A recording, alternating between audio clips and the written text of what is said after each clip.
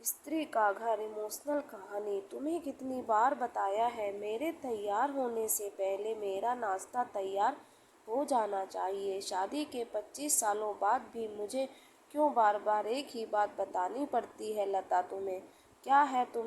तुम तो आराम से घर पर रहोगी, मुझे काम पर जाना पड़ता है। तुम हो कि हमेशा बेवकूफ़ों जैसी हरकत करती हो। अगर तुम यह जानबूझकर करती हो, याद रखना मुझसे बुरा कोई नहीं होगा। आज भी प्रशांत का पारा चढ़ा हुआ था। इन कटु शब्दों में अपना गुस्सा उतारते हुए, गीला तौलिया कुर्सी पर फेंकते हुए, प्रशांत गुस्से से लता की तरफ देखने लगा। लता के लिए प्रशांत का यह बेवजह का गुस्सा कोई नई बात नहीं थी। वह महीने में 3-4 बार ऐसे ही लता पर बरस पड़ता था। पहले पहले लता उसका विरोध किया करती थी, लेकिन जब कई सालों तक प्रशांत में कोई बदलाव नहीं दिखा तो लता ने खुद को ही बदल दिया। अब प्रशांत के कुछ भी कहने से लता को कोई फर्क नहीं पड़ता था। प्रशांत की हर बात वो चुपचाप नीचे झुकाए सुन लेते थी। शादी के पहले 5 साल तक लता ने पूरी कोशिश की थी कि प्रशांत को बदला जाए, लेकिन फालतू का गुस्सा करना और बाद में लता को भला बुरा कहना, यह मानो जैसे उसकी आदत बन गई थी। कोई भी वाद विवाद होता तो प्रशांत सीधा लता को बोल देता, अगर मैं तुम्हें अच्छा नहीं लगता तो क्यों नहीं चली जाती अपने मायके? क्यों इतना सब कुछ होने के बावजूद लता प्रशांत के साथ रहती थी? क्योंकि उसे अपनी बेटी की फिक्र थी, और वह जाती भी तो कहाँ। अपने बूढ़े हो चुके माँ बाप को इस उम्र में परेशान करना वह नहीं चाहती थी। समाज और लोग क्या कहेंगे, यह भी तो उसे देखना था। वह इतनी पढ़ी लिखी भी तो नहीं थी कि खुद जाकर कोई नौकरी कर सके और अपना और अपनी बेटी का पालन पोषण कर सके। लता को अब अपनी फिक्र नहीं थी। उसको फिक्र थी तो बस अपनी शादी लायक हो रही बेटी की। लता नहीं चाहती थी कि पति पत्नी के झगड़े की वजह से काव्या डिस्टर्ब हो। काव्या की पढ़ाई पूरी हो चुकी थी। उसके लिए अब शादी के रिश्ते आने लगे थे। कई रिश्तों को काव्या ठुकरा चुकी थी। 2-3 महीने बाद एक अच्छा रिश्ता आया। रिश्तेदारों और पहचान के लोगों ने भी लड़के के बहुत गुणगान किए थे। प्रशांत एक शाम अपनी बेटी के पास बैठकर उसे बताने लगा, काव्या बहुत अच्छा लड़का है, पढ़ा लिखा है, बड़ा घर है, बहुत अच्छी नौकरी है। ऐसे रिश्ते बार बार नहीं आते बेटा, इस बार मना मत करना। काव्या अपने पिता से ज़्यादा बात नहीं करती थी। शायद डरती थी या शायद नफरत करती थी, लेकिन आज वो अपनी पूरी हिम्मत इकट्ठा कर बोली, मुझे अभी शादी नहीं करना है पापा, मैं नौकरी करना चाहती हूँ, खुद अपने पैरों पर खड़ी होना चाहती हूँ। हाँ तो उसमें क्या बड़ी बात है? मैंने लड़के से बात की है, वह तुम्हें किसी बात के लिए नहीं रोकेगा। तुम शादी के बाद भी नौकरी कर सकती हो, वह तुम्हें नौकरी के लिए परमिशन दे देगा। प्रशांत बोला, मेरा नौकरी करना या ना करना उसकी परमिशन पर क्यों डिपेंड रहेगा पापा? काव्या ने पूछा। मैं कह रहा हूँ ना, तुम्हें किसी भी चीज़ की कमी नहीं होगी वहाँ।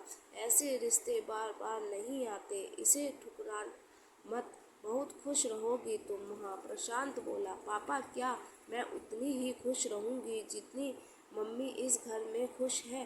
काव्या ने तंज कसते हुए कहा, आज तुम्हारी जुबान कुछ ज़्यादा नहीं चल रही? प्रशांत गुस्से से आंखें बड़ी करते हुए बोला, पापा मुझे शादी ही नहीं करनी है, क्योंकि शादी के बाद अगर वह लड़का आपके जैसा निकला तो मैं क्या करूँगी? मुझे आप जैसा जीवन साथी नहीं चाहिए, जो बिना बात के मुझ पर हमेशा चिल्लाए। मुझे कुछ भी अपनी पसंद का लेना हो तो 10 बार सोचना पड़े, कहीं वह नाराज़ ना हो जाए। मेरी तबीयत कैसी भी हो उसे परवाह ना हो। रोटी थोड़ी सी मोटी बन जाए तो घर सर पर उठा ले।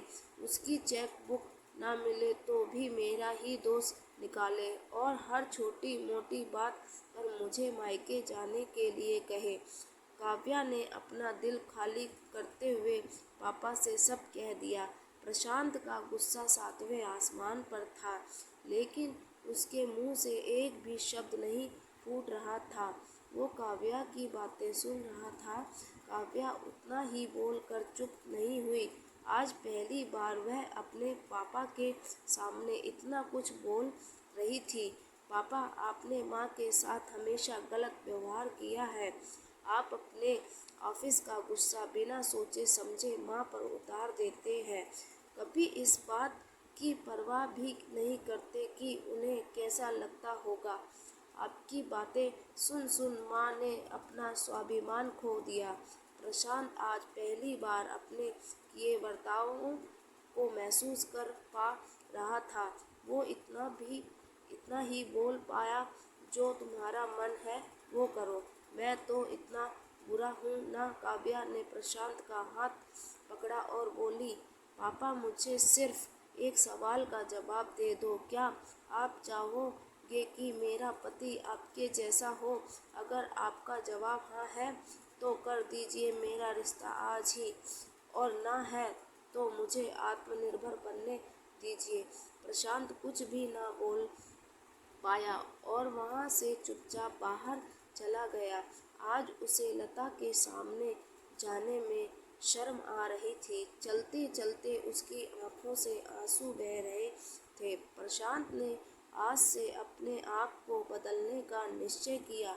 अगले दिन से लता ने अपने पति में काफी बदलाव देखा।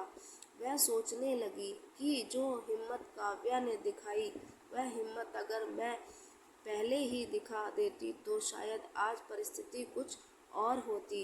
अब काव्या पढ़ लिख कर अच्छी नौकरी करने लगी थी और 3 साल बाद उसके लिए एक अच्छा रिश्ता आया। और उसकी विदाई पर प्रशांत बोला, बेटा, तू हमेशा खुश रहोगी क्योंकि तेरा पति तेरे बाप जैसा नहीं है। प्रशांत की यह बात सुनकर लता और काव्या की आंखों से आंसू बहने लग गए। दोस्तों, हमारे समाज में औरतों को भले ही देवी का दर्जा दिया जाता है, लेकिन वह स्वतंत्रता नहीं दी जाती जो उन्हें देनी चाहिए। उन्हें बचपन से ही बताया जाता है कि वह पराया धन है। स्कूल से आने में देर हो जाए तो पिटाई मिलती है। मोबाइल पर बातें करते हुए दिख जाए या खिड़की में झांकते हुए दिख जाए तो शक किया जाता है। माँ बाप का घर तुम्हारा नहीं है, पति का घर ही तुम्हारा घर है। जीवन भर यह बातें बता बता कर उन्हें ससुराल भेज दिया जाता है और एक दिन किसी छोटे मोटे झगड़े में ससुराल वालों से उन्हें सुनना पड़ता है कि इस घर को छोड़ दो और मायके चली जाओ। अब आप ही बताओ दोस्तों, ऐसी स्त्रियों का सच्चा घर कौन सा? आखिरकार वह किस घर को अपना गए? अगर आपको यह कहानी पसंद आई है तो कृपया लाइक, शेयर और सब्सक्राइब करें।